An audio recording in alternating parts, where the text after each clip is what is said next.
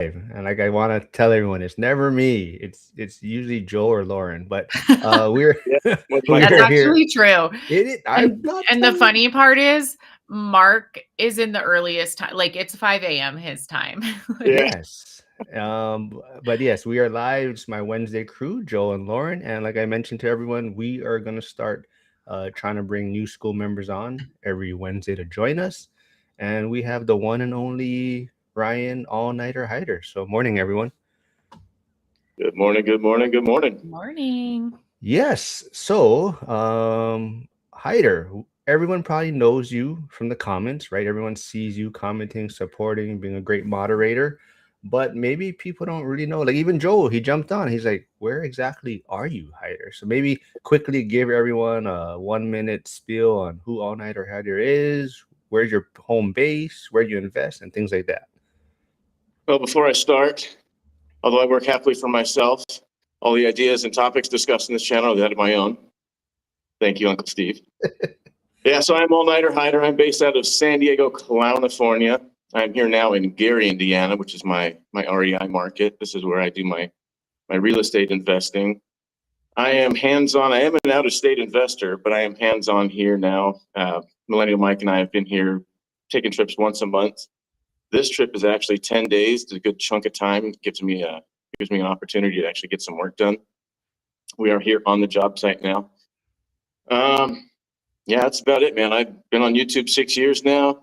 Been consistently liking, sharing, commenting, and subscribing. And the consistency is the key matter. That's what has built up the network. That's what set me apart from literally any other viewer. The consistency and a little bit of smart ass in my comments. Yeah, your personality shines through even the comments. So I was telling Mike about this the other night, that being just written textual comments, there is no context. So those emojis that I use all the time are just they're critical to show that, hey, I'm just joking around or I'm being serious if I'm not using something. They're pretty critical to show a little bit of context so things aren't taken out of context. Yeah, and when you say Mike, you're referring to Millennial Mike, right? Who Millennial, you've yeah. also met over social media, and that's kind of why you're in Gary, Indiana, right? So, that's kind of what we're going to talk about today too, right? Because I know Zuber mentioned they went to, for example, the Bigger Pockets convention where Dion was the keynote speaker, and a lot of the people came up to them and was asking like how do I meet friends on this journey? And that was one of the surprises that came up to them. And like we said, Hyder has connected with a lot of people over social media, YouTube, and he wanted to kind of touch on that. And that's kind of how we all known each other before this, Joe and Lauren, before the Vegas event. We never really met in person before, right? But Hyder, like, yeah, let's touch on this as far as building relationships or friendships or even just a community online, like what you're doing. So how I started was in 2017. I was in a rollover crash in a little Ford Ranger I had. I spent $1,000 for this thing, and I got a little bit more out of the crash. I got a windfall of 25 grand. And when I got that, I believe I was 37, 38, something like that. And I was at a point in my life where it was like, oh man, I need to start thinking about my future. I have absolutely nothing prepared for a future. I was check to check, just living basically day to day, planning only about a week at a time. And I got that windfall of 25K. It was the most I'd ever had at any one point in time in my life. So I thought I better not squander it. I better use this towards my future. And I didn't know what to do. So I went on YouTube and I typed in financial terms and their definitions. I figured I had better learn the language of finance to even start to learn finance. Through there, I found a couple of goofballs and weeded my way through the goofballs into Mark Moss. Mark Moss was a great resource. And I simply did what he asked. I liked and I shared and I commented and I subscribed, and I did it consistently with some smart ass comments. And he would comment back to me, and I thought that was really cool. And I got a response from a guy that had at that point maybe, I don't know, 150,000 subscribers, maybe 200,000 subscribers. So I thought that was pretty amazing. And through Mark, I met George Gammon. Through George Gammon, I met Simon Caron, the uneducated economist. Through Simon, I then met Matt, the lumberjack landlord, and from there, I met everyone in Orat, and it just blossomed. That's been the journey so far, and let's continue this fun journey. It's a lot of fun. Yeah, I just want to give Millennial Mike thanks for the $5 super chat, but basically he wants to let you know you guys are not getting robbed, Hyder. He says to inform him the lead line replacement guys are headed over, so you guys are not getting robbed. In the live stream. But yeah, so Joel, maybe you can kind of touch on this too, because like I said, that we, before the Vegas event, we probably connected, 2 to 3 years ago, right? Online, social media, and we never met in person. But like I said, I would consider you a friend and, things like that, right? So maybe you talk about your journey online, social media, and building relationships. No, we can't hear you. Still on mute. You have to unmute me. You do. No, I think you muted yourself. No, you're unmuted. All right, cool. Well, yeah, and I mean, first off, I mean, it's great to finally meet both of you, Mark and Lauren, specifically in person. And it's just, meeting Lauren, it's like Lauren towering over Mark. I didn't really expect that, but it's okay. No, like Mark, you and I met I think in 2022, and I was running a different podcast at the time. And so, yeah, fast forward 4 years, and here we are doing lives, and the whole idea that, hey, your best friends are the people that you're sending 14 reels a day, that kind of a mindset. Like, we have a lot of fun, and I think in real life, right, like, it's hard to find people with the right type of mindset that are on the same kind of trajectory as you and think the same way and trying to grow something. Because I have high school friends that I still keep up with. There's like 7 of us, and we still do summer lake trips and things like that. But like, they have kids, I have kids, they're married, but like, they don't have any rentals. Like, it's just a different kind of mindset. Like, they're in this little bubble, and here I am over here. So it's not easy to find people that have the same type of mindset. So yeah, I mean, finding people across state lines on the internet, like, that's been something that's been important for me, to be able to find like-minded people. So And talking about social media, and you had another podcast before, but Lauren also started her YouTube channel, and she is streaming live. I believe she may have to check her settings though, because the comments are not showing up on her page or staying there when you comment. But she is live streaming, so I put her channel there, and she also she has about 3 videos up.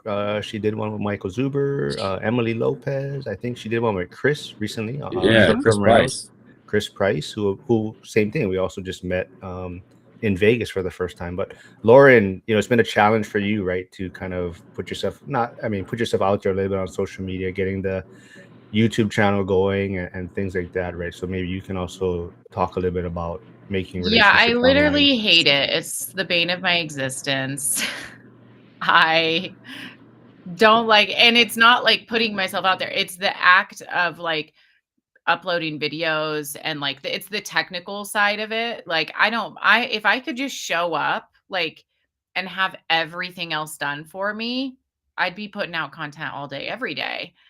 But I just don't want to deal with getting Chris's video up took like a while to upload, and then I'm like onto something else. And yeah, so it's just, I'm not a tech savvy person, but I will say that, had I waited to like connect with people through social media, even though I don't like post that often, like Mark found me on my Instagram and I haven't posted that much. So, even posting like a little bit is still like valuable. Like, you don't have to be the person who's posting 3 times a day and whatever. But if I had waited to find people that are doing real estate in real life, I never would have found them, because I still don't really have that many friends that are investors. So I do think that it is really valuable to be growing your online community, if even just for the sheer fact of like having people to connect with on real estate. So yeah, it is valuable. And I do want to say though, at least you connected your channel ahead of time. And I was just giving Joel shit about this because I sent you the link ahead of time. I sent you the thumbnail to make it super easy to just connect your channel, and yet Joel does it at the last minute every single time. But Hyder, like I said, I also put your YouTube channel. Your YouTube channel is in the chat. Kind of stalled out. I mean, you have two channels now, right? You're working on kind of two projects. But I think your biggest thing is, like I said, and someone commented like Harrison's, as far as moderating, right? Just being there for everyone else is kind of your strength, right? Yeah, like I said, that consistency, constantly being there. Yeah, Simon mentions it too. I'm on virtually every single live stream that I get a notification for. Every once in a while, though, I'll miss a daily financial news too. Yeah, Hyder, I feel like your superpower is just, that consistency, and that you are able to like have your personality shine through even in the comments. Like that's a really hard thing to do with like just text, like essentially almost like it's like the Twitter, just like commenting. Like you're able to like have comedy, be funny, and like that's a skill set. Like it's not easy to do that and to like consistently show up. And I feel like also that's what's made like doing the lives fun. Like it's great to sit here and talk to Mark and Joel, but the people in the comments, I feel like, are what make it like actually really fun. Like, would we continue to be here every Wednesday talking to each other if it weren't for like the people in the comments, like making funny jokes and making it fun? Probably not. Right. Yeah. So as a moderator, I've kind of called myself a glorified reader, but I think it's more than that. I think I'm actually more of an egg. I'm an emulsifier. I tend to bring everybody together a little bit. Mm-hmm. That's what I try to do. If there's somebody new in the chat, I try to welcome them, especially if they're leaving nice comments. That's awesome. Welcome them to the fold. Women in real estate. That's another one. I love seeing the women in the real estate. I love the perspective that you, Lauren, and your women counterparts bring. So I like to encourage the women and always say hi to the women in the chat. Make them feel a little more welcome. You're always trying to sneak on to the women, the ORAT, which is going on right now. So but I've actually never attended it because.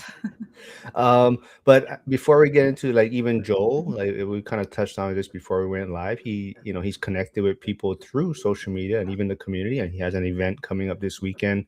But Hyder, Brady Morgan does say All Nighter Hyder lives in the YouTube live streams. I swear he does nothing else. And then here's a question for everyone, I think, what may want to know. Jim, the grumpy contractor, we know where his name comes from, but he's asking, where did Hyder's name come from? Oh yeah, I actually just told Mike's son this, James. So nothing special. I was in high school, and like everyone does, I was drinking in high school. There's a high school party, and everyone passed out. The party just kind of died slowly, except for my buddy and I. We were the only two that stayed up drinking the keg till the keg was done. We tapped that thing. And at the end of the night, in the morning, I think it was probably 7:30 in the morning, just him and I shooting the shit, and he called me All Nighter Hyder. And just because it rhymed and we were drunk, we fell out laughing. Like gut bursting laughter. It was hilarious. Our cheeks were hurting. It was funny. So we went around to the party where everyone was passed out. We started waking people up one by one or two by two and telling them the joke, and everybody was laughing about it, and the party just kind of was reborn, and then All Nighter Hyder was born. I thought it was because you were like in Alaska. No, it's taken on meanings. It's taken on multiple meanings. It's become your whole personality. Like you're like, I have to move to Alaska now, where it is all night. Yeah, it really has become a branding now. It's something I don't know how I'd get away from it, to be honest. Millennial Mike says Hyder worked his way from guy with a name tag to co-owner of a fiveplex with me and my Gary, Indiana roommate and 2A enthusiast. One of my closest friends, all because of YouTube. I also want, like I said, I want to mention Joel. We're talking about building relationships online, social media. You know, he has an event coming up. I believe Brandon Potts, who's in our community, is going to be speaking. But Joel, people are texting me saying your shirt is dizzying them. You're Really? yeah. If you look at my eyes are actually like. I also I'm think spinning. it's like the light shining through the window. The shadows. It's the shadows from the light in the windows. But Joel, yes, talk about connecting with people online, social media, and like this event you have coming up. Yeah. Am I on? Yeah, you're on. Good. Sweet. Thank you for unmuting me again. I'll utilize my time wisely. No, but like, you know, Mark and I, we've been doing this podcasting thing for 4 years now, and most of it's done on Zoom. People from different parts of the country, and my lending business is all over the country, from Maryland, Virginia, where I'd say probably about 50 to 60% of the business that I do is in the Maryland, Virginia area. And this is just something that I've done for over almost 20 years. And again, I live in St. Louis. And so doing business in different markets, I've got contacts and network in different markets, from Maryland to Florida to Texas to California and everything in between. And so this journey with the YouTube channel and doing interviews and doing it in person, so just trying to kind of go against the grain where so much is done on a Zoom. I want to do it in person and just have that in-person vibe. And there's just a different energy when you're in the same room. And so this is going to be another extension again, because in Vegas, we did 7 interviews. I brought some equipment. We did 7 interviews. Lauren was on there. I asked Mark to do it. He declined because he was camera shy, obviously. But Dylan, one of the Dear Miracle, one of the speakers, PM Jen, Cody, I'm blanking, Aaron Amin, and we had 7 different interviews.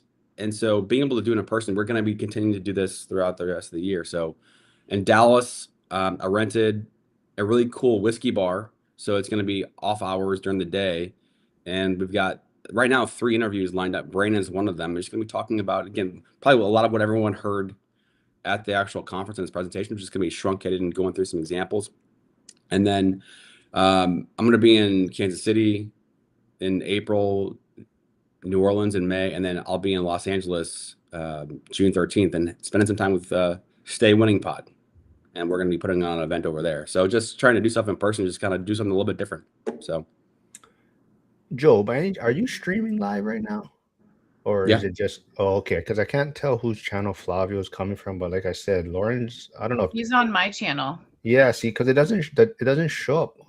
I don't see the comments on your channel, so I don't know. You might have to check your settings after. Okay. You'll have to tell me what to do. Technical difficulties. Yeah. Flavio's on my channel. He doesn't like Lauren. Oh, I don't know. Well, he was on my channel. On me. But so Joel's having another event. So if you're in the area, go check it out. Once again, Lauren and I were never invited to this. Yeah, I was like, this is actually the first time I'm hearing about it, but just like this Florida event, we weren't invited. Yeah, maybe I was also going to be in Dallas. I mean, you might as well just come down. It's going to be something to see. Well, I don't even know when it is. This is the first Saturday. This Saturday. Yeah. This Saturday. Yeah. You want to come? Tell us late enough that obviously we already have plans for this weekend. It's Wednesday. I mean, I planned this last week. So what's your point? It was posted all over Facebook. Really? It's kind of crazy. Thanks, Hyder. What'd you say? I missed it. It was posted all over Facebook. Oh, well. Yeah. Oh, yeah. You're not on. So let's talk about that too. Let's talk about that too. Like, because Lauren, you're not on Facebook. You're primarily YouTube and Instagram. Are you guys still doing X? Me and Joel are. I don't know if Hyder's on. Are you on there, Hyder? I'm on there, but I stick to YouTube. Yeah. So how do you? So Hyder, talk about that. Like, why only YouTube, or how do you decide on what platform, or how do you go about that? I only have so much time. I couldn't split it up between any of the other platforms. Yeah. But really, YouTube is the one that I know. I really am I shouldn't say it so much because it's kind of like saying I can't, but I'm getting better at being less tech-tarded. So I'm learning every day, but I'm still debilitated. So yeah, I stick to the platform that I know. Yeah, I think for me that I like YouTube the best. I like X more for information, I guess. There's just, I mean, you have to filter some things there. But it's weird that a lot of people do say Facebook is where they get the most interaction from, though. They get a lot of more comments and conversations going on the Facebook platform. So kind of interesting. I turned my Uh, Facebook notifications off. That was too much. But that no, is the other platform that I can kind of navigate. Things like Instagram, bro, I'm too old for that stuff. I don't know what all the little icons mean. I just don't know what anything is. Maybe if it was worded, then I could see. But yeah, the little icons aren't really user friendly to me. so it sounds like most of us are talking about the technical side and maybe the challenges of social media. We're But I definitely think, not drawing a Gen Z crowd here. well, so what I think a lot of people that came up to Zuber and presented that struggle they have of it wasn't so much the technical side. It was just how do they build relationships or friendships, on this journey, right? So, Hyder, maybe touch on that too, like as far as how do you build that connection, or what are you doing out there to build those relationships? Well, the comments I like to see as a moderator are just the simply hi, how is everybody doing? Just the simple little questions, the simple engagements. The engagements about the topic are good too, but addressing the actual chat is that's kind of the way to make friends, I think. But as well, engaging in the topic is another way of engaging with people and getting comments back. But yeah, kind of addressing the chat. That's what I look for as a moderator. Joel, any suggestions for people that are struggling finding friends on this journey, or Yeah, I mean, I think it's interesting. We're talking about different platforms, and each of them function differently, whether it be technology, but also like the actual way to get monetized or to connect. Like YouTube, it's hard to build relationships on YouTube unless you're in a live stream. Like you don't have there's no DMs in YouTube unless I'm mistaken, right? Whereas like X, Instagram, Facebook, especially Facebook, right? Like you're connected to typically a real person. And like if you know them, you can DM them, right? Instagram, X, I mean, yes, DMs. But I just think it's interesting. Like, they're like YouTube and Facebook have the most traffic of all the platforms, and so I'm monetized on Facebook. I mean, we're talking like $80, $60, $100. Mark, are you monetized yet on Facebook? I am, but I make like $1 a month, maybe. Okay. Well, that's more than you did last month, right? Because I mean, you've been posting more. Seems like. Well, I figure since you post like 1,000 times a day, and since I'm on there, I might as well post something too. Well done, but you're getting more engagement, I think, than the majority of my posts, right? So that means that you've done a pretty good job of building your network. Well, like I said, I Mark's think YouTube famous now too. He has like so many subscribers. no, I think I like I said, Facebook. I think for whatever reason, you just get more engagement than Instagram. Instagram, people would just like a lot of time. They'll like, but they won't comment. For some reason, Facebook, people comment more, or there's more interaction there. I don't know what the reason is, but it also yes, Flavio, my only member, is here for some reason. I didn't know my members thing was on, and Flavio subscribed to my membership. So I keep telling him he misses the members only. But the one Joe, thing I was gonna say, I just want to say real quick, you hurt people's feelings in Vegas because you just left without saying bye. Flavio is saying, please say bye to people when you leave Texas, Joel. That's I love a good Irish exit, Joel. Don't let them bully you into saying goodbye. They won't let you leave. Well, we don't. Lauren just pops like I said. She's a butterfly. She just shows up whenever. Hey, Hugo's here. He said this is his favorite platform. How long have I been doing this with you guys? least- Ah, I think Good going year. on 2 years, right? That's been 2 years already. Man. yeah, gotta be about two years, yeah. And you finally got your YouTube channel I feel going, like which is it's cool. been. Has it only been 2 years? Feels like it's been 4. Could be. I don't know. Well, because Sierra was on in the very beginning, right? It was Sierra. Were you Mhm. on when Sierra was on? Yeah, Sierra. Yeah, Yeah. that was 2 years That's ago. been probably 3 years or 2 years. I don't know. That's been a few years. And Matt, Mojo Mindset, Yeah. who has a kid, so he's kind of disappeared also. Mhm. But yeah, you've been pretty consistent, so I thank you for that. And you finally made it to Vegas, and that was a lot of fun. And you got your YouTube channel going, and you are posting a little bit more on Instagram. So Yes. How long did it take you to edit the price video? Like, okay, you didn't. got it. I didn't edit it. We'll upload it. I mean, download it, upload it, all that. Oh, like a week. No, but like when you push the button. Oh, I don't know because I downloaded it and then I like left and came back and then I started uploading it and I just leave it because I feel like it takes like maybe an hour and a half. So I'll just like do it when I don't need to use my computer and I'll just leave it and come back. Yeah, if I don't have Wi-Fi, my videos, even an 8-minute video, will take 2 hours or so to upload, just using my phone. Mhm. really, Yeah, oh yeah. huh? Yeah, and I have Yeah, Wi-Fi. especially out in Arizona and Bullhead. I just get terrible reception out there.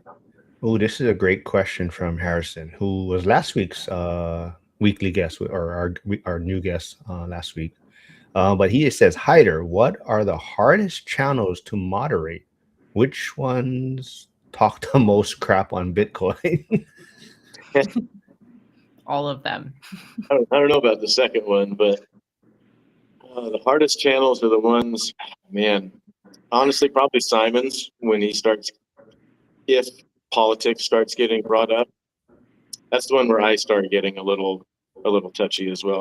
I don't like politics. I really like to separate the politics from economics. I don't think, although the two are correlated, I like to see them in a different light. So those tend to get controversial, and that's where people tend to get a little heated. And I don't like to block people from YouTube. That hurts the channel, right? The YouTube algorithm is going to say, "Hey, why are you taking people away that I'm sending?" So I try not to do that. I try to talk people down off the ledge and just kind of calm them down. And oftentimes, when I've done that, they have calmed down and they've actually become friends of the channel. So that's worked out really well. But yeah, I'd say probably Simon's channel. It gets pretty controversial there sometimes. I believe you were also on that live stream Simon had the other day, the Uneducated Economist. But he was also mentioning he's noticing that it feels like his videos aren't reaching as many people, or the algorithm is affecting him. So, do you notice that? Because you're like always there. So, do you notice there's a difference in his viewership? Yeah, it does seem a little muted, and not just his channel, but yeah, especially his channel. Interesting. Yeah, I know he was mentioning he thinks that the AI type videos might be getting more traction. I don't know. That's kind of what I picked up what he was mentioning on that. But That's probably what's happening to my channel too. but Joe, 30 subscribers. oh, there you go. There, she threw it out there. So everyone that hasn't subscribed, I will throw Lauren, Joel, and Hyder's channels in the chat. So go please subscribe there. But Joe V, I'm surprised he hasn't commented saying that he'll jump on one of these Wednesday live streams. But we are lined up for about the next 4 weeks. But it'll be fun to get Joe V on. So because he's always talking crap in the chat. But it'll be nice to get him on. Jovi's my biggest supporter, so. Yes, he does say it only feels so long, Lauren, because you have to deal with Mark and Joel. Yeah. Hey, Max is here. Max finally woke up. So he says Hyder tends to get controversial. Yep. Man, everyone teases me about Coconut Wireless, but Brady Morgan says I have shitty middle of the nowhere internet. It takes me about 4 hours to upload a half-hour video. They say I'm getting fiber optics soon, so can't wait. So yeah, go check out. I should have it too. But Brady has a very good YouTube channel also too, and he also just came out with his book, so go look for it on Amazon. Jovi says he loves Lauren. Love you too. But let's see. Well, before I forget, Yeah. I thought Joel brought up a great point with the live streams, because that is really how I got my start with George Gammon and Rebel Capitalist. He would do live streams every Sunday, I think it was, and that's where we would all just get together. Those were scheduled. It was great, man. We would every week we'd see each other. He would also do the midweek live streams on his other channel, and again, see the same kind of people, and that's where we all just, the consistency, it grew. And he doesn't actually do those live streams anymore, and I don't know how his channel's hurting from it, but I don't want to say my reputation's hurting, but it's stopped kind of growing from that, at least from his side of the channel, or of the YouTube environment. Why don't you stay right there real quick though and talk about like that relationship, but it also like how it puts you in certain rooms, right? So you also I don't know if you were given a ticket, but you were able to attend some of their events, correct? It was, yeah. So I've been to Rebel Capitalist Live, oh, man, I think 5 times now, and that event is a lot of fun. I get to see a lot of good people that I know, like Joseph Wang. I met him there. But again, I made a name for myself on his channel by just being consistent and commenting there every single video. Jason Hartman, met him. I actually met him at Mark Moss's conference, but I see him at the conference all the time, so I get to make friends with him and see him in person. Robert Kiyosaki. Oh man, that was okay. That was a great one. When Simon was doing the first Rebel Capitalist Live, he was invited to go speak there. And before he was getting up on stage, he was in the green room with butterflies in his stomach, first speaking engagement. And as he's got his butterflies in his stomach, Robert Kiyosaki is up on stage talking. And he's got everybody shouting and just the room's full of energy. And the reason that was because before Robert was up on stage, I saw him and George in the back of the auditorium. George is pinning the microphone on Robert's chest, and they're both really tall. George is 6'4", and Kiyosaki must be, if not 6'4", like 6'3".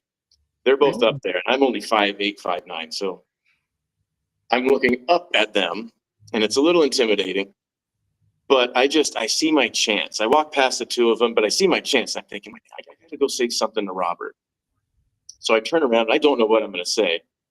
But I'm thinking, this is the morning of the second day of the conference, and it's a little dull. There wasn't a whole lot of energy in the room. So I walk up to George at that, and George and Robert at that just horrible time, just the worst time to approach them. 2 seconds before Kiyosaki's going up on stage, and I reach out my hand and I say, Robert, can I ask you a question?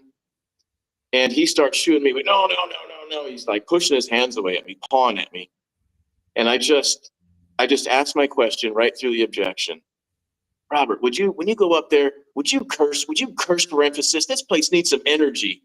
And when I said that, he did a total 180, and I'm going to curse. Oh, you motherfucker. He loved it. And he's like pawing at me to come in. And so George is just laughing. He thinks it's funny. He's just chuckling. So the 2 seconds are up. They go and they walk up on stage, and Kiyosaki's introduction up on stage was, I need to apologize to my wife. She asked me not to curse, but this gentleman in the back asked me to curse. And I'm going to fucking blah, blah, blah, blah. And he starts going off, and the place just erupts. And that's what Simon had heard when he's got all the butterflies in his stomach, and he just like sank to the floor at that point. Yeah, that was a good time with George and Robert Kiyosaki. George's little inside joke with me. Brady, if you are still here, if you have a link for your book, can you put it in the chat? I don't seem to have it in my notes right now. So you're able to do that in the comments and in real life. I do, yeah. I do, yeah. I got no problem talking to people. Simon was actually mentioning that on a couple of live streams, how I'm just a social butterfly, and it's kind of weird talking about myself, but yeah, I guess I kind of am. I have no problem talking to people and starting a conversation in lines that at stores, just wherever Mhm. topic comes up. If there's any kind of semblance of something in common, I go for it. Oh, he wants, dude, you can unmute yourself, I think, right? Can't you unmute yourself? Oh, No, okay. you did. All right. Well, Go this ahead, is a speak. question for Hyder. So you mentioned San Diego, Alaska, now Gary, Indiana, and then working on these properties. So from like a just living expenses standpoint, can you share a little bit about just the journey of how are you able to be that, transient and pay the bills? What's working, what's not working? How did you get there? Oh man, I have gone minimalist to the absolute unsexiest point that there is. I have minimized my bills to absolutely next to nothing. I can actually, in San Diego, I can live for about, I want to say about $1,200 a month. Holy And crap. yeah, reason being is because it's completely unsexy. I live in my parents' backyard. So I live on their property behind their garage. So I have behind their detached garage. I've got a little bit of privacy back there, but I built myself a tiny house. Because I go to Alaska every year, I'm only a resident of California for 10 months. So those 2 months, I've got to store all my stuff. And I was going into storage lockers, just in and out, going between apartments, in and out. And it was onerous, right? It was just a lot to do. So I went ahead and took $8,000 that I had. It was about $7,000 at the time. And 1 week before I was going up to Alaska, I cleared out a pad in their backyard and I just started building my tiny house. It's 16 by 12. So that's outside dimensions. So the inside square footage is a little less than 187 square feet. Very, very tiny. It's basically a larger bedroom. Inside that, I've got a kitchenette. So I built myself cabinets out of scrap lumber. It's nice stuff, but it is still scrap. I've got a sink, but no hot water. So I've got running water, but no hot water. I do not have a toilet. I have a urinal outside. And my urinal consists of 4-inch ABS down to 3-inch ABS, down to 2-inch ABS, down to 1.5 inches. And there we go. I've got heat and I've got a little space heater, and I actually do have an air conditioner out there because it does get hot in San Diego. But that's the minimal lifestyle. What I pay for insurance on my trucks, fuel, just very little bills. I don't pay for any cable. Haven't had cable in over 10 years, so that's why I'm smarter than the average bear. Mm-hmm. I don't take in the programming. Mm-hmm. Yeah, no, there's absolutely no extras though, other than archery. I do spend some money on archery. That's cool. Yeah, that's the gist of it, man. And then when you go to Alaska in the summers, are you doing fishing? What are you doing up there? I am doing fishing, yeah. So these trips are work related. So when I'm going up to Arizona, it's work related. Oftentimes my parents are paying for most of those expenses. I'll pay for the gas, I'll pay for my food, I'll pay for my stuff, but I mean, they're paying for the materials. Alaska is definitely work related. I go up there fishing commercially, and the captain pays for the ride up there, the ride back, although I do have to switch my ticket. That reminds me, because I do go and spend time with Simon in Astoria. So rather than coming straight back down to San Diego from Alaska, I stop and we spend our birthdays together in Astoria.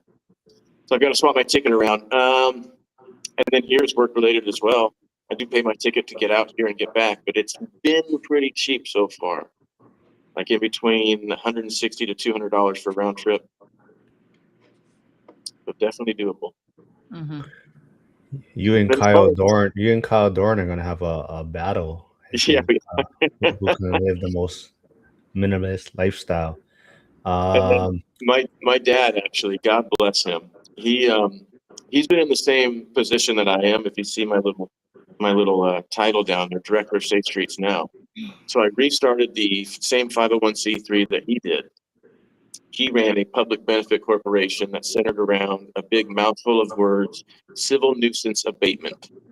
Essentially, he would empower a neighborhood to get a jerk to stop being a jerk using incentives. So that's what I'm starting, and that's been a challenge, but it's also a lot of fun. That is Hyder's other channel, the Safe Streets Now channel. Big Val says Mountain Man Living. But there, Joe V is asking, is Hyder's legal troubles all solved? Is he still fighting fish and wildlife? Actually, yeah, I am. So what happened with that was I got a court date and I wasn't able to make it to the court. My truck wasn't going to go there. So I opted for the video court. The court started at, I believe, I want to say 11 a.m. and the courthouse stops taking calls at, I believe, 10 a.m. So when it came time for my video court, I go and I log on. I've got my paperwork and it says go to, I'm not going to get it correct, but it was something like courtroom B. So I go to log on, I go and I'm looking at all these courtrooms and it's like 1, 2, and 3. There's no A, B, and C. So I literally cannot go to the courtroom that I'm supposed to go to. So I need to file something with the court. I forget exactly what it's called, but I need to go back and claim unequal access to the court.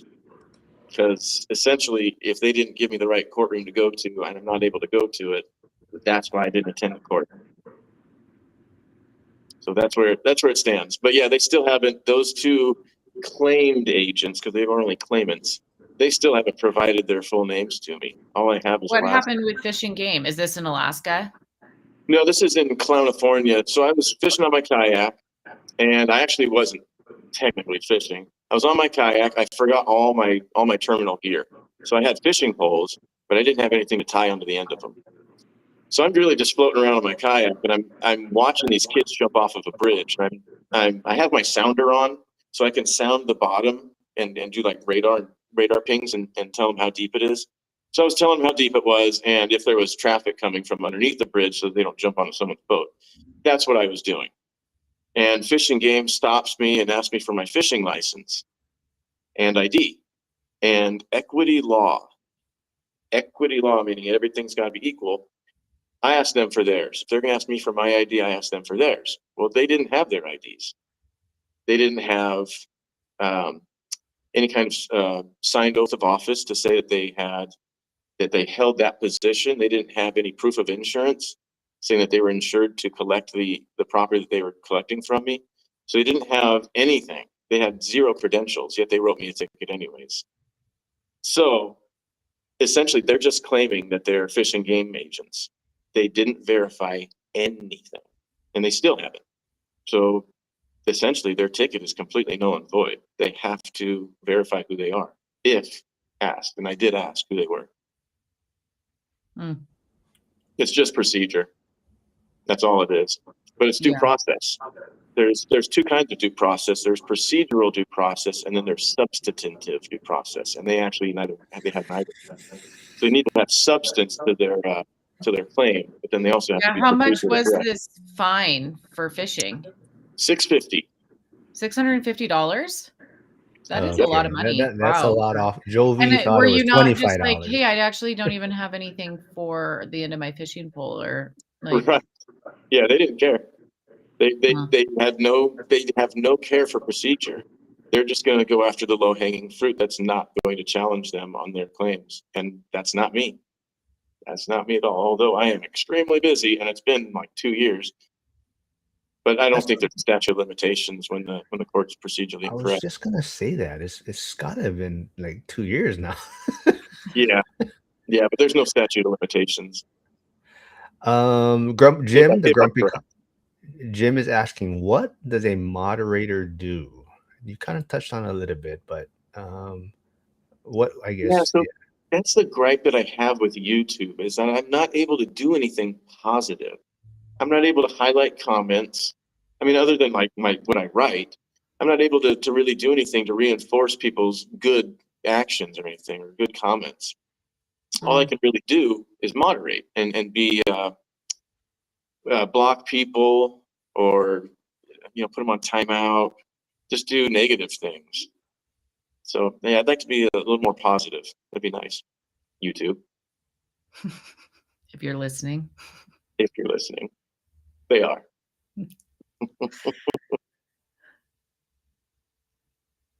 We can't hear you, Mark. You're muted.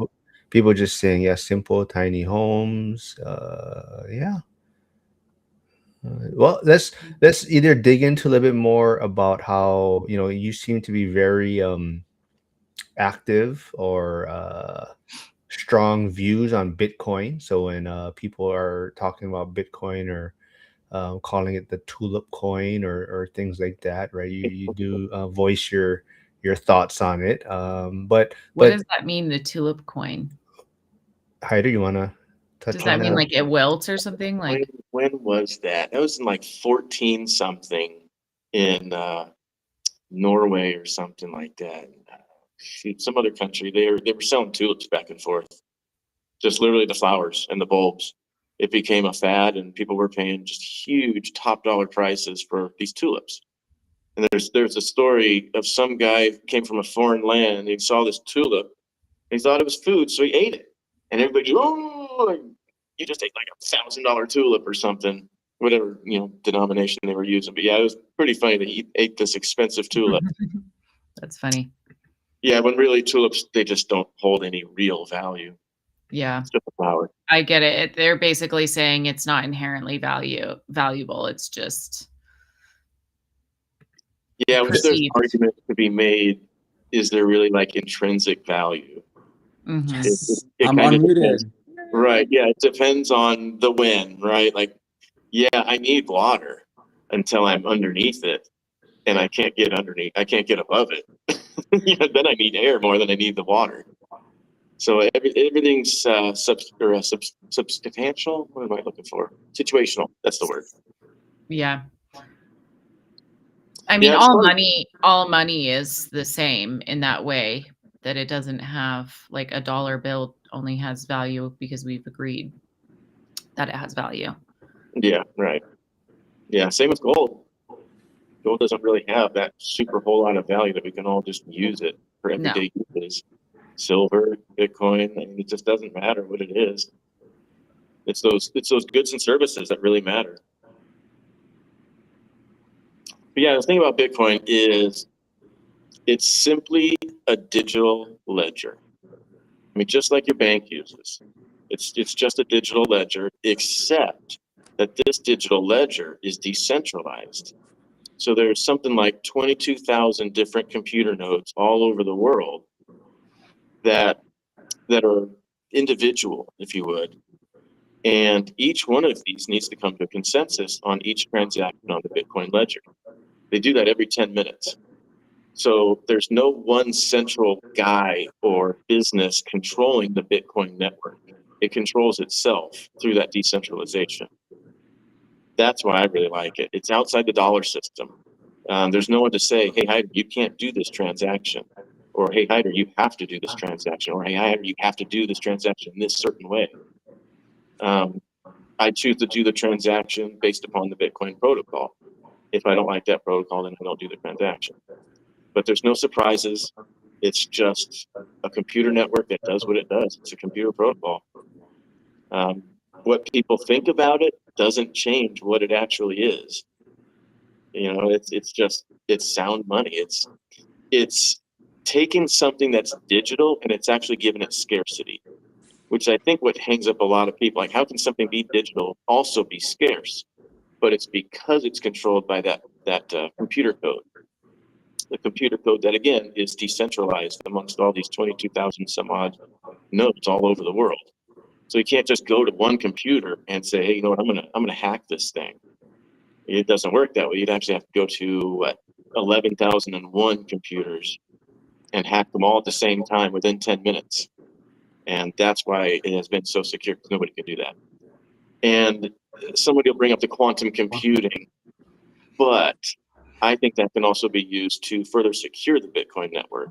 It's not just a negative. It's a tool just like any other tool, and it can be used against the Bitcoin network and to further secure, I think.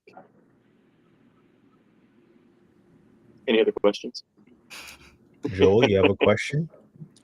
Well, I have a lot to say on it, and I'll just try to keep it as simple as possible. Anytime market makers get into the game, then you start to create infinite supply with swaps and derivatives and kicking the can down the road. I mean, you have treasury companies that are purchasing tens of thousands of Bitcoin throughout the months and stockpiling and hoarding, yet the price is going down. Obviously, you have a lot of traders in the game, and retail maybe, selling on fear. But at the end of the day, I mean, there was a article talking about how when 10 o'clock Eastern hits, that there's this massive dump off and the price of Bitcoin goes down 1% or 2% based off of all the ETFs, and they're basically gaming the price. And so the big money, they're controlling the price. They're going to do with it what they want to do with it, and at some point they're going to have a come to Jesus moment and fulfill all the sales, so to speak, and then you're going to have a short squeeze, and then the price is going to skyrocket in a short period of time. So if you're not going to be able to time the market. It's going to have to be in the game or not. And that's just my belief. Again, not financial advice, but again, once the big boys are in, the market makers are in the game, it's out of our control. They can control price. And so my biggest thing is, Bitcoin in theory is a great thing for what it is, but now that you have market makers in there that can create supply without having to fulfill, now it's not really this limited supply of a currency. So I think that's another hang up is people need to not trust but verify. So every transaction on the Bitcoin network can be verified. Every coin, every Satoshi, which is just a fraction of a Bitcoin, can be verified on the Bitcoin network, but it has to be verified. So these ETFs can say, hey, we've got 100 Bitcoin, but do they really have it, or are they just saying it? We can go on the Bitcoin network and see, okay, this 100 coins are actually there. But again, that's kind of onerous. Cody Evers is saying, why Bitcoin and not other coins besides adoption and Satoshi? For me, none of the other ones check all the boxes. And off the top of my head, I'm not sure what all the boxes are. But being decentralized, having a cap of 21 million, that's huge. What else? Yeah, I'm gonna screw up on all the boxes, but they don't have everything that Bitcoin has. And actually, what Bitcoin has is nothing new. Bitcoin is just a new combination of a whole bunch of old technology. It just so happens to be that new combination that creates Bitcoin, which is now newer. What is it, 17, 18 years old now, I think. But yeah, Bitcoin checks all the boxes that I want to see. The security, the decentralization, the store of value. The adoption rate's been good. Demetrius Costas says, or someone would have to own 51% of the Bitcoin supply, but the chances of that are very slim just based on how much Bitcoin is already lost. Yeah, and I'm not even sure owning half of the supply would do it. I think controlling half the network would do it. Brady Morgan. We should definitely have Nick and I back on, though. Yeah, Nick, I could learn from him. Yeah, Nick will be on in 2 weeks. I think he's at March Madness, so we're gonna have to skip this week. And last week I had no internet. Power was out for like 15 hours because of the storm, so we had to cancel. But Brady Morgan says, pump and dump. Big institutional buyers are currently propping up the price with their large acquisitions. They stop and the price will fall much further. Cody Evers asks, can they just create a new, better Bitcoin? I think so. I don't know if it would be better, but I don't think there's anything stopping someone from creating the same thing that is Bitcoin. But the adoption rate would suffer, I think, because there's already one out there that's well established. But yeah, that has been talked about, because I've thought about that same thing. Like, why not just create a Bitcoin number 2, and it's got all the same qualities? But someone has talked about that, and they said, well, Bitcoin number 1, if you would, it's already established, so that's already got the network behind it. So why would somebody risk on the Bitcoin number 2. Do you know of a movie based around a giant company trying to get 50% of a network? Was it Ready Player One? That might have been it. I saw it one time. That might have been it a couple of years ago. So yeah, so like let's kind of get a little bit back about, Bitcoin is definitely different than maybe the one rent at a time community, but what do you see about the differences, trying to build those relationships online? Like, is there a difference that you have to kind of veer your conversation a certain way for the Bitcoin type of community and then the real estate community, or are you kind of just being all-nighter hider everywhere? As far as Bitcoin, I haven't found a whole lot of camaraderie in that community. I don't know how many people are doing meetups. I don't know if that's just my lack of effort. I'm not going after meetups. I'm really not interested. Real estate's my thing. Yeah, this real estate community is something else. We're cohesive. The Bitcoin community is a little less cohesive. I think they're just a lot more in agreement rather than wanting to shoulder hug each other and shake hands and stuff like that. And last, Craig came in here from Minnesota. He's a agent investor. He's talking about leaving the Minnesota area also because things going on like California and things like that. But he's in the school And community. it's cold. Yeah, well, yeah, but I think he's grew up there, so I don't think the cold is that big of a reason why he's leaving. I think it's other factors that's going on there. But he runs the Tuesday agent call in the school community. But he says, what is your prediction on AI agents utilizing these? Ethereum is set up to be used as an exchange between AI agents. Will that impact value? Yeah, Mark Moss has talked about this. He's a big Bitcoin proponent. He's actually the one that explained it to me and why I decided to adopt it. I shouldn't say I decided to adopt it because of his opinion. I formed my opinion based on his opinion. He's talked about all these computers are going to need a currency, and dollars aren't really it. I'm not sure exactly why digital dollars couldn't be used. I think there's just too much else surrounding it that they would need something a little more dedicated. And he's talked about Bitcoin being that dedicated kind of currency. I think that's feasible. I'd like to see it happen. That'd be good for my wallet. Although I do think it's funny that Bitcoin is priced in its antithesis.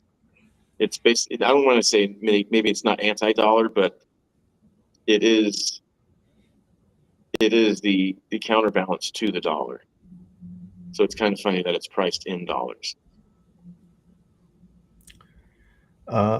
So what do you guys think about, we're talking about building friendships, communities online. How do you know when people are bringing value or they're just trying to collaborate on things? Because maybe you're in the same space, and are you looking to just collaborate, or are you actually trying to find people that bring value and relationships to what you're doing? Maybe Lauren, you can go first. I mean, I kind of see those two things as one and the same. Like, I think somebody who is just trying to collaborate or what, like, I think that is value. I think that anyone that you meet that is interested and wants to like talk about real estate, and maybe they're a beginner and they're like, yeah, I don't know what value I can bring, but I'm just like here and I want to talk about it and I'm interested in it. I'm like, that's great. That I think everybody has value and that we can learn something from everyone, and all relationships are worth pursuing that are positive. Joe, Not what like about you? With all your background noise going on right now, but Yeah, just turn back on.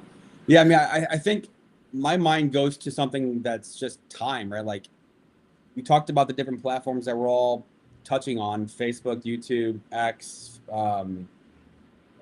other things, Instagram. And when you're running a business or got a job and a family, whatever, like there's only so much time in the day, and it's hard to manage all these things. So, but the best thing for your social media in terms of algorithm and performance is for people to be having conversations on your page, to be, engaging and having fun in the comments.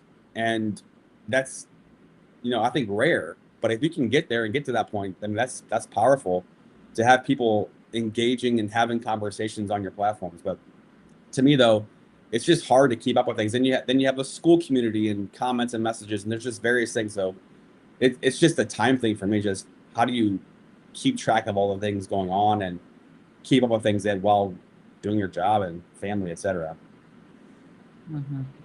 Yeah, to Joel's point, YouTube likes that engagement.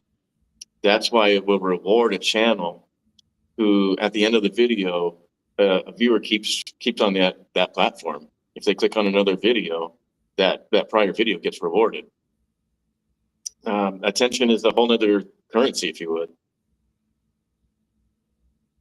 Well, I know Dion has something coming up, I believe, in about 20 minutes, part of his course call. So we'll probably be wrapping things up shortly. I know Millennial Mike probably wants Hyder to get back to work. So talk about that. Talk about that also. Like, you like you said, your home base is San Diego. You and Mike have built this great friendship, and you're out there, working on the properties. And talk about that investment that you folks are part of. Yeah, these out-of-state job sites are something else, man. Being limited on the tools that I have out here, having to think about what can fit in my luggage, the weight, what I can bring here and what I can leave here, what I have to take back. Not knowing the layout of the city as well as I do at home, not knowing even the distributors that I go to. Each Home Defecto is set up a little bit different. They got a Menards out here, they got a Lowe's. I got to learn all these distributors out here. Vehicle access is limited. All these things, they take away from the efficiency of my ability to work. And that takes away from, all the time that I have. So 10 days sounds like a lot of time, but I may only get 5 days worth of work accomplished. It's out of state is tough. Out-of-state job sites are very tough, but I absolutely love working out here. It's different from what I've gotten used to in San Diego. Quite honestly, the snow, I love it. It's kind of starting to melt now. Otherwise, I'd show you guys. But yeah, it's definitely a different environment and a different learning curve. I love learning, so I'm just hip deep in it, and I love it. Honestly, I'd recommend people go out and do it. I love getting to see these properties. Well, I know Flavio would say, you probably don't have a lot of room to pack your tools because you got to pack your bulletproof vests going to Gary, Indiana, and things like that. But Nick Lead Prejado here in the chat. So we were talking a little Bitcoin earlier, but thanks for stopping by, Nick. He's also doing book reviews on his channel now. So go check that out. He did a book review on Michael Zuber's One Rental at a Time. And I think his most recent one was Dion's book for the lazy investor. So go check that one out. Great book review. Hey, Josh is landed in Dallas. Where's your stuff at, Joe? Is it in Dallas? Mm-hmm. Yeah, Josh, I don't know how long you're going to be in Dallas, but Joe is having an event going on there, and Brandon's going to be one of the speakers. And Josh, also congratulations. I think I saw your son may have passed his flight test or something. You posted on Facebook. But yeah, where's your stuff again, Joe? I know you touched on it. It's on Saturday, the 21st. Okay, so Josh, if you're in Dallas for the whole weekend, like I said, Joe is having an event, some whiskey place, but I think Brandon will also be there. But if you want to connect, yeah, I posted my cell phone in the chat. So Josh, if you want to scroll up and find my cell phone, text me. All right. Lane Andy, who also has a YouTube channel, Lane 5 says, "Wash your mouth all night, Hyder. Snow." I guess he's fed up with it. Yeah. It was weird. He sent me this text message. I forget what he said, but it was like one day it was like 80 degree or 70 degree, and the next day it was like snowing. I was like, what the heck? But He's in Yeah, Ohio. I guess it's supposed to get into the 70s here pretty soon. Yeah. That's wild. But yeah, anything else you guys want to wrap things up with? Lauren, who's your next interview for your channel going to be with? I don't know, actually. I don't have anyone lined up at the moment, but I'm going out of town this weekend, so I'll probably do it for when I get back, like in 10 days. All right, cool. Joe, what about you? What besides your event coming up, what else you got coming on? I can't even think right now. I don't even know. We'll Just come back to working. Joel. I'm working nonstop, so yeah. I mean, Josh said just a layover. Okay. Okay. Well, to Flavio's point, my Pew Pew and fully loaded magazine and travel case and locks weighs about 9 to 10 pounds. And that's about 20% of my luggage, the weight capacity. So it's quite expensive back and forth each time. Well, I mean, you gotta do what you gotta do if you're going to Gary, right? So I value my life. shoot, what was I just? Oh, and like I said, next week, Wednesday, Cody Evers will be joining us. So Cody is in the chat.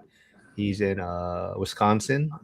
So maybe we'll have him do a live of using chopsticks also. So that's the inside joke of Cody trying to figure out how to eat with chopsticks in Vegas in year 2. But Hyder, any final words for everyone? Any final advice about building relationships online, finding your tribe, or the struggles people may be having? Oh, beware the bots. No, I didn't mention bots, but quite honestly, I don't see a whole lot of them. I think most of the people we interact with are probably real humans on ORAT in the community we're in. But yeah, just be consistent. Join the live streams when you can. Leave comments every time you can. Someone will pick up on it. Maybe someone will respond. You don't actually have to be the one to initiate the conversation. Just leave a comment. What else? Yeah, be a smartass. Out network me. No, you see, Joe V, you have to come on then. If Hyder's saying be a smartass, and Joe V will be perfect for this. Yeah, it's good at that. But hopefully, Millennial Mike is paying you well and not give you some breaks and not working you too hard out there. But hopefully, is that the project that he still had? He had that video on that you guys are still working on. Is that the? Right now, I'm at the 5plex. Oh, okay. Yeah, That's so your I think project. It's your investment with him, right? That one. Correct. Yeah. Okay. All right. All right, Josh, Marlon, thanks for stopping by. Cody says send him some sushi. But yeah, next week's one will be a fun one too. Cody doing a lot of cool stuff out there. Outsmart ass Hyder. Good luck. Yeah, that is true. Yeah. Everyone go comment on Zuber's videos. I'm having a harder time finding comments to bring up to him on our recordings on Thursday. I definitely hope he goes back to his clickbait titles, which cause a lot more interaction, but definitely it is getting harder and harder to find comments to run through. I'm gonna mute this guy, man. Jesus Christ. But Millennial Mike says, great job, Ryan. And yeah, everyone, thanks for tuning in. Like I said, if you want to jump on the Wednesdays with us, let me know. We are probably got the next 4 weeks lined up, and I will be back live streaming with Emily Lopez on Friday. So thanks everyone for tuning in. Bye. Thanks, everyone.